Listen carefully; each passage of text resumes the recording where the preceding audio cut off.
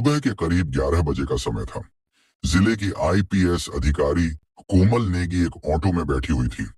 Auto driver को यह बिल्कुल अंदाजा नहीं था कि जो महिला उसकी ऑटो में बैठी हुई है वह कोई आम महिला नहीं बल्कि जिले की आईपीएस अधिकारी है। कोमल ने नीले रंग की साड़ी पहनी हुई थी और देखने में वह बिल्कुल एक आम सी महिला लग रही थी। वह अपने भाई की शादी में शामिल होने के लिए छुट्टी लेकर ऑटो में बैठी घर जा रही थी। कोमल ने सोचा कि अपने भाई की शादी में वह आईपीएस अधिकारी के रूप में नहीं बल्कि सिर्फ एक बहन के तौर पर जाएंगी। ऑटो चलाते हुए ड्राइवर मोहन ने कहा, मैडम, आपकी वजह से मैं इस रास्ते से जा रहा हूँ, वरना मैं इस रास्ते से बहुत कम जाता हूँ। आईपीएस अधिकारी कोमल ने ऑटो वाले से पूछा, लेकिन ऐसा क्यों भैया, इस रास्ते में क्या प्रॉब्लम है? ऑटो ड्राइवर मोहन ने कहा, मैडम, इस रास्ते पर कुछ पुलिस वाले खड़े रहते हैं। हमारे इस इलाके का जो इंस्पेक्टर है वह ऑटो का चालान बिना वजह काटता है और ऑटो वालों से बिना किसी गलती के पैसे वसूलता है। और अगर इंस्पेक्टर की बात नहीं मानते तो वो लोगों के साथ मारपीट करता है। आज पता नहीं मेरे किस्मत में क्या लिखा है। ऊपर वाला करे कि इस टाइम पर वो इंस्पेक्टर रास्ते में ना मिले, वरना वो बिना गलती के मुझसे पैसे वसूल करेगा। आईपीएस कोमल नेगी मन ही मन सोच रही थी, क्या सच में ये ऑटो ड्राइवर जो कह रहा है वह सच है? क्या वाकई यहाँ के थाने का इंस्पेक्टर इतना गलत काम करता है? थोड़ी ही दूर आगे बढ़ने पर उन्होंने देखा कि सड़क के किनारे इंस्पेक्टर हाथीराम अपने साथियों के साथ खड़ा था और वाहनों की चेकिंग कर रहा था। जैसे ही ऑटो उनके सामने पहुंचा, इंस्पेक्टर हाथीराम ने लाठी से इशारा करके ऑटो को रोक दिया। फिर इंस्पेक्टर हाथीराम गुस्से में बोला, अरे ओ पायलट, नीचे उतर। तेरे बाप की सड़क है क्या? इतनी तेज स्पीड में ऑटो चला रहा है। कानून का कोई डर नहीं है क्या? चल अब जल्दी से 5,000 का चालान भर। इतना कहकर इंस्पेक्टर ने चालान बुक निकाल ली। ड्राइवर मोहन डरते हुए बोला, साहब, मैंने कोई नियम नहीं तोड़ा। आप किस बात का चालान काट रहे हैं? कृपया ऐसा मत कीजिए। मेरी कोई गलती नहीं है और अभी मेरे पास इतने पैसे भी नहीं हैं। मैं आपको 5,000 रुपए कहां से दूं? यह सुनकर इंस्पेक्टर हाथीराम और भड़क गया। उसने ऊंची आवाज में कहा, ज्यादा जुबान मत चला मेरे सामने। पैसे नहीं है तो ऑटो क्या फ्री में चलाता है? जल्दी से ऑटो के कागज निकाल। कहीं ये ऑटो चोरी का तो नहीं है? ड्राइवर ने जल्दी से सारे कागज निकाल कर दिखा दिए। कागज बिल्कुल ठीक थे, सब कुछ पूरा था। लेकिन इंस्पेक्टर हाथीराम ने फिर भी कहा, कागज तो सही है लेकिन चालान तो भरना ही पड़ेगा। अब 5,000 नहीं तो 3,000 ही दे दे, वरना तेरी यह ऑटो अभी सीज कर दूंगा। पास ही खड़ी आईपीएस कोमल नेगी ये सब कुछ ध्यान से देख और सुन रही थी। उन्होंने देखा कि किस तरह इंस्पेक्टर हाथीराम एक गरीब, लाचार और मेहनती ऑटो ड्राइवर को बिना वजह परेशान कर रहा था, उससे पैसे वसूलने की कोशिश कर रहा था। उनके मन में गुस्सा तो आया, पर उन्होंने खुद को शांत रखा ताकि पहले पूरी सच्चाई समझ सके और फिर सही समय पर कार्रवाई कर सके। ऑटो ड्राइवर ने डरते हुए इंस्पेक्टर हाथीराम से कहा, साहब, इतने पैसे मैं कहां से लाऊं? अभी तक तो सिर्फ 200-300 रुपये की ही कमाई हुई है। मैं कैसे आपको 5,000 दूं? कृपया छोड़ दीजिए साहब, जाने दीजिए। मेरे छोटे छोटे बच्चे हैं, मैं गरीब आदमी हूँ, दिन रात मेहनत करके अपने परिवार का पेट पालता हूँ। मुझ पर रहम कीजिए साहब। लेकिन इंस्पेक्टर हाथीराम को जरा भी दया नहीं आई। वह गुस्से में भर उठा। उसने ड्राइवर का गिरेबान पकड़कर उसे बुरी तरफ मारने लगा और चिल्लाते हुए बोला, जब पैसे नहीं है तो ऑटो क्यों चलाता है? तेरे बाप की सड़क है क्या जो इतनी स्पीड में ऑटो चलाएगा? ऊपर से मुझसे जुबान लड़ाता है। चल तुझे थाने का मजा चखाते हैं। इतना सुनते ही आईपीएस कोमल नेगी खुद को रोक नहीं पाई। वह तुरंत आगे बढ़ी और इंस्पेक्टर के सामने खड़ी होकर बोली, इंस्पेक्टर, आप बिल्कुल गलत कर रहे हैं। जब ड्राइवर ने कोई गलती नहीं की तो आप उसका चालान क्यों काट रहे हैं? ऊपर से आपने उसके साथ मारपीट की। यह कानून का उल्लंघन है। आपको कोई हक नहीं है किसी गरीब पर इस तरह का अत्याचार करने का। इसे जाने दीजिए। इंस्पेक्टर हाथीराम पहले से ही गुस्से में था। आईपीएस कोमल नेगी की बात सुनकर वह और भड़क गया। उसने ताव में कहा, अच्छा, अब तू मुझे सिखाएगी कि कानून क्या होता है? बहुत जुबान चल रही है तेरी। लगता है तुझे भी जेल की हवा खिलानी पड़ेगी। चल, अब दोनों एक साथ जेल में रहना, वहीं चलाना अपनी जुबान। कोमल नेगी का चेहरा गुस्से से लाल हो गया, पर उन्होंने अपने आप पर काबू रखा। वह देखना चाहती थी कि यह इंस्पेक्टर आखिर किस हद तक गिर सकता है। इंस्पेक्टर हाथीराम को यह जरा भी अंदाजा नहीं था कि उसके सामने खड़ी यह साधारण सी साड़ी पहनी महिला कोई आम औरत नहीं बल्कि जिले की आईपीएस अधिकारी कोमल नेगी है। हाथीराम ने अपने साथियों को आदेश दिया, चलो दोनों को थाने ले चलो, वहीं देखेंगे इन दोनों की कितनी जुबान चलती है। तभी दो पुरुष कांस्टेबल और दो महिला कांस्टेबल तुरंत आगे बढ़े और उन्होंने ऑटो ड्राइवर और आईपीएस कोमल को पकड़ लिया। जब वे थाने पहुंचे तो इंस्पेक्टर हाथीराम ने कहा, इन्हें यहीं बैठा दो, अब यहां देखते हैं ये दोनों क्या करते हैं। इनकी औकात तो इन्हें दिखानी पड़ेगी। हवलदारों ने दोनों को एक बेंच पर बैठा दिया। हाथीराम कुर्सी पर बैठा ही था कि तभी उसका मोबाइल पर एक कॉल आया। उसने कॉल उठाते हुए कहा, हाँ आपका सब काम हो जाएगा, उस केस में आपका नाम नहीं आएगा, बस मेरे पैसे तैयार रखना, टेंशन मत लो, मैं आपका सारा काम कर दूंगा। आईपीएस कोमल नेगी और ऑटो ड्राइवर दोनों बैठकर ये सब सुन रहे थे। कोमल मन ही मन सोच रही थी कि यह इंस्पेक्टर न केवल सड़कों पर लोगों को परेशान करता है, बल्कि थाने के अंदर भी रिश्वत लेकर काम निपटाता है। वह गरीबों को लूटता है और उनका हक मारता है। कोमल ने गुस्से को दबाए रखा। वे जानती थीं कि अभी तात्कालिक गुस्से में कुछ करना ठीक नहीं होगा। असली मुकाबला सबूतों और सही तरीके से करना है, ताकि पूरा पुलिस प्रशासन और शहर ये देख सके। वे अंदर से योजना बना रही थी कि किस तरह इसे सबके सामने बेनकाब किया जाए। पास बैठा ऑटो ड्राइवर परेशान था। वह अपने घर और बच्चों की चिंता कर रहा था। कोमल ने उसकी तरफ देखा और शांत स्वर में कहा, आप घबराइए मत, ये इंस्पेक्टर आपका कुछ नहीं कर पाएगा, मैं आपके साथ हूं। मैंने सब देख लिया है और मैं इसे बेनकाब करूंगी। आप निश्चिंत रहें, आपकी कोई गलती नहीं है, आप सुरक्षित हैं।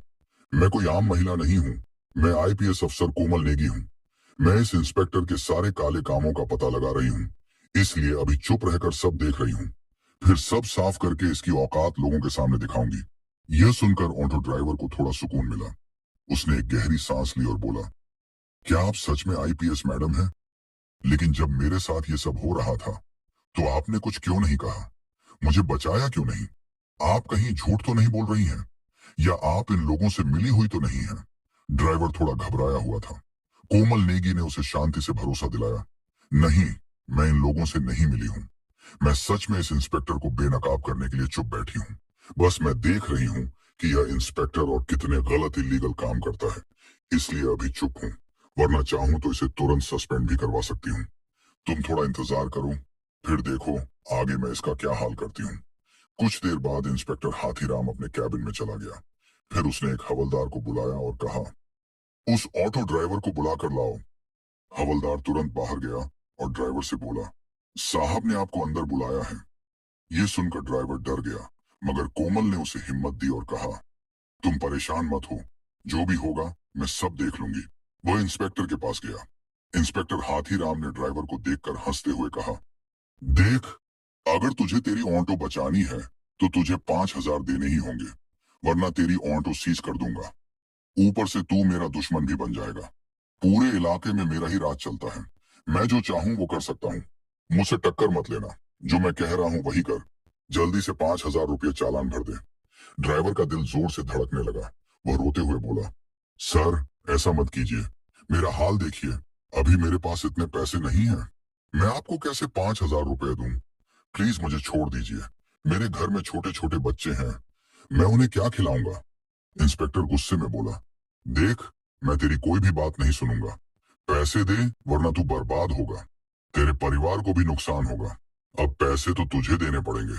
डर की वजह से ड्राइवर ने झट से जेब से 2,000 रुपये निकालकर इंस्पेक्टर को दे दिए और कहा, मेरे पास बस इतना ही है, प्लीज ये रख लीजिए और मुझे जाने दीजिए। इंस्पेक्टर पैसे लेते हुए बोला, ठीक है, जा बाहर जाकर बैठ जा, और अब उस औरत को भेज जो तेरे साथ आई थी।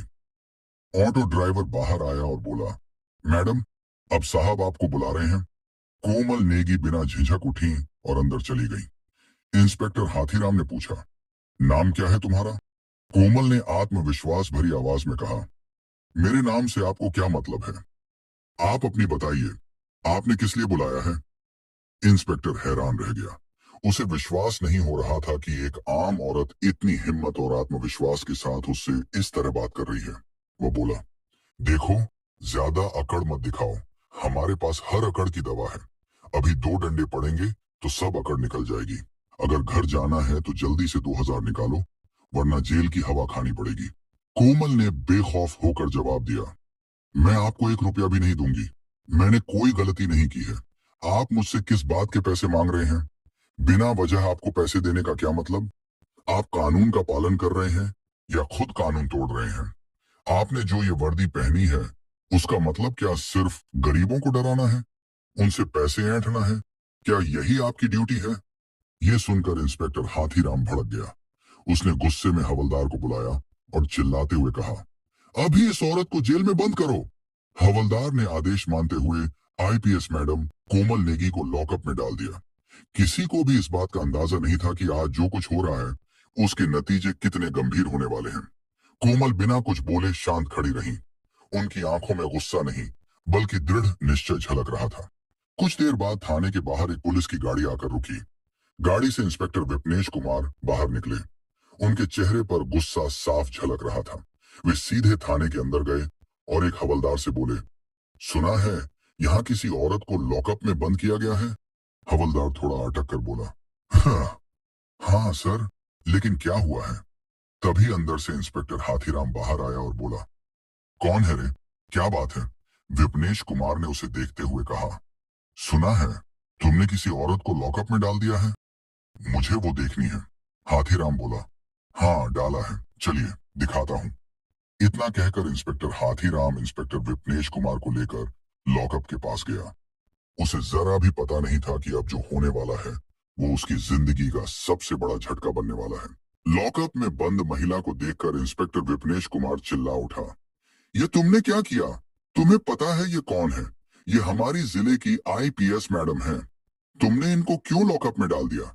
हाथीराम के पैरों तले जमीन खिसक गई। वह डरते हुए बोला, ये आईपीएस मैडम है। मुझे बिल्कुल अंदाजा नहीं था। विपनेश ने तुरंत हवलदार को इशारा किया। हवलदार ने लॉकअप खोला और कोमल नेगी बाहर आई।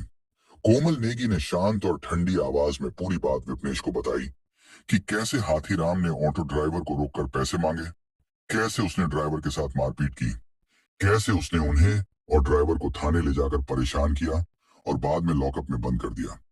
कोमल ने बताया कि वे सब कुछ देख रही थी ताकि इस इंस्पेक्टर की करतूतों को साबित किया जा सके। विपनेश समझ गया कि मामला बहुत गंभीर है। वह तत्काल बाहर निकले, आगे की कार्रवाई शुरू की। सबसे पहले उन्होंने आधिकारिक चैनलों के जरिए अपने वरिष्ठ अधिकारी एएसपी-सीओ को मामले की जानकारी भेजी। फोन पर सूचना के साथ लिखित रिपोर्ट भी भेजी गई ताकि हर कदम का रिकॉर्ड रहे। एएसपी ने रिपोर्ट देखकर स्थिति गंभीर पाई और उन्होंने जिले के प्रशासन को नियमों के अनुसार आधिकारिक सूचना भेजी। जिलाधिकारी डीएम को आधिकारिक माध्यम से मामले की जानकारी दी गई और कहा गया कि यह मामला तत्काल उच्च स्तरीय जांच मांगता है। डीएम और एसपी दोनों ही मामले की गंभीरता देखते हुए थाने पर पहुंचे। डीएम थाने पर आए और वहां का पूरा मामला देखा। डीएम ने हाथीराम से पूछा, तुमने किस अधिकार से किसी महिला को इस तरह थाने में ठहराया और बिना वजह लॉकअप में डाला? डीएम ने स्पष्ट कहा कि यह कार्य कानून का उल्लंघन है। गरीब नागरिकों से रिश्वत मांगना और जानबूझकर पिटाई करना आपराधिक कृत्य है। उन्होंने तुरंत निर्देश दिया कि मामले की जांच कराई जाए, संबंधित के खिलाफ आपराधिक कार्रवाई और अनुशासनात्मक कदम उठाए जाए और तत्काल प्रभाव से संरक्षण हेतु कदम उठाए जाए ताकि पीड़ितों को न्याय मिल सके। कोमल ने कहा कि वह इस मामले में गवाही देंगी और साथ में ऑटो ड्राइवर भी गवाही देगा। डीएम ने कहा कि आज ही विस्तृत जांच और कार्रवाई के आदेश दिए जाएंगे ताकि आगे कोई भी ऐसे दुरुपयोग की हिम्मत न करे। डीएम हरिवंश राय ने तुरंत संबंधित एसपी और विजिलेंस विभाग को निर्देश दिए कि वे मामले की पूरी जांच करें। उन्होंने कहा कि इंस्पेक्टर हाथीराम के खिलाफ तुरंत अनुशासनात्मक और आपराधिक कार्रवाई की जाए और पीड़ित ऑटो ड्राइवर और आईपीएस कोमल नेगी को इंसाफ दिलाया जाए। कोमल नेगी ने डीएम को पूरी घटना विस्तार से बताई।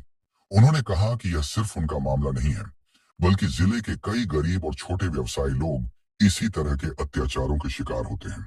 उन्होंने अपना बयान आधिकारिक रिपोर्ट में दर्ज करवाया ताकि कोई भी इसे दबा न सके। ऑटो ड्राइवर मोहन से भी पूछताछ हुए। मोहन ने डीएम और जांच अधिकारियों के सामने बताया कि किस तरह से हाथीराम ने बिना किसी कारण के चालान भरने और पैसे मांगने की धमकी दी। उसने बताया कि अगर उसने पैसे नहीं दिए होते तो उसका ऑटो सीज हो जाता और परिवार भूखा मर जाता। मोहन का बयान भी आधिकारिक फाइल में दर्ज किया गया। जांच शुरू हुई। विजिलेंस टीम ने थाने के रिकॉर्ड और सीसीटीवी फुटेज का अध्ययन किया। उन्होंने देखा कि हाथीराम कई बार ऑटो चालकों और गरीब लोगों को डराकर पैसे वसूलता रहा है। अधिकारियों ने तुरंत आदेश दिया कि हाथीराम को निलंबित कर हिरासत में रखा जाए ताकि जांच निष्पक्ष रूप से हो सके। कुछ ही दिनों में आधिकारिक जांच रिपोर्ट तैयार हुई। रिपोर्ट में स्पष्ट लिखा गया कि हाथीराम ने कई नागरिकों के अधिकारों का उल्लंघन किया और उसके खिलाफ आपराधिक मुकदमे और अनुशासनात्मक कार्रवाई की सिफारिश की गई। डीएम ने आदेश जारी किया कि हाथीराम को थाने से हटाकर निलंबित किया जाए और उसके खिलाफ लंबी अवधि की जांच और कानूनी कार्रवाई शुरू की जाए। साथ ही सभी प्रभावित नागरिकों की सुरक्षा और राहत के लिए विशेष प्रबंध किए गए। आईपीएस कोमल नेगी ने मीडिया से बात करते हुए कहा, आज का फैसला सिर्फ मेरे लिए नहीं बल्कि उन सभी गरीब और मेहनतकश लोगों के लिए है जिन्हें अक्सर वर्दी के नाम पर डर और अन्याय का सामना करना पड़ता है। कानून सबके लिए समान होना चाहिए। कोई भी अधिकारी चाहे वह किसी भी पद पर हो, कानून तोड़ने का हक नहीं रखता। हमारे प्रयासों से यह संदेश जाएगा कि अन्याय के खिलाफ खड़ा होना और सत्य का साथ देना सबसे बड़ा कर्तव्य है। जांच पूरी होने के बाद मामला कोर्ट में पहुंचा। कोमल नेगी और ऑटो ड्राइवर मोहन ने अपने बयान दिए। अदालत ने सभी सबूतों और गवाहों की बातें ध्यान से सुनी। यह स्पष्ट हो गया कि इंस्पेक्टर हाथीराम ने न केवल गरीब नागरिकों के अधिकारों का उल्लंघन किया बल्कि अपनी वर्दी का दुरुपयोग करते हुए निर्दोष लोगों से पैसे वसूले। कोर्ट ने ठोस फैसले के साथ आदेश दिया कि हाथीराम को तत्काल प्रभाव से निलंबित किया जाए और उसके खिलाफ आपराधिक मामला दर्ज किया जाए। अदालत ने साफ शब्दों में कहा कि जो अधिकारी जनता को डराते, धमकाते और लूटते हैं उनके खिलाफ सख्त से सख्त कार्रवाई की जाएगी। कोर्ट से बाहर आते हुए आईपीएस कोमल नेगी ने पत्रकारों और आम जनता की ओर देखकर कहा, आज का फैसला सिर्फ मेरे लिए नहीं है, यह उन सभी लोगों के लिए है जो वर्दी के नाम पर डर और अन्याय झेलते रहे हैं। कानून सबके लिए समान होना चाहिए। जब तक कानून का सही इस्तेमाल नहीं होगा, समाज सुरक्षित नहीं रह सकता। न्याय मिलने से ही जनता में विश्वास और सुरक्षा का भरोसा बनता है। इस फैसले ने जिले के सभी अधिकारियों के लिए एक स्पष्ट संदेश भेजा। वर्दी का मतलब सेवा और सुरक्षा है, डर और लूट नहीं। जनता राहत की सांस लेने लगी और पूरे जिले में यह खबर फैल गई कि भ्रष्टाचार बर्दाश्त नहीं किया जाएगा। दोस्तों, इस कहानी का उद्देश्य किसी की भावनाओं को ठेस पहुंचाना नहीं है, न ही किसी जाति, धर्म या पेशे को नीचा दिखाना है। इसका असली मकसद सिर्फ और सिर्फ आपको जागरूक करना और सचेत करना है ताकि आप हमेशा सतर्क और सुरक्षित रह सकें। अगर आपको यह कहानी पसंद आई हो तो इसे लाइक जरूर करें और ज्यादा से ज्यादा लोगों तक शेयर करें। और अगर आपने अभी तक हमारे चैनल ब्लैक क्राइम फाइल्स को सब्सक्राइब नहीं किया है तो सब्सक्राइब कर लें। हम जल्दी ही आपके लिए लेकर आएंगे एक नई और रोमांचक कहानी। अपना और अपने परिवार का ख्याल रखें। धन्यवाद। जय हिंद।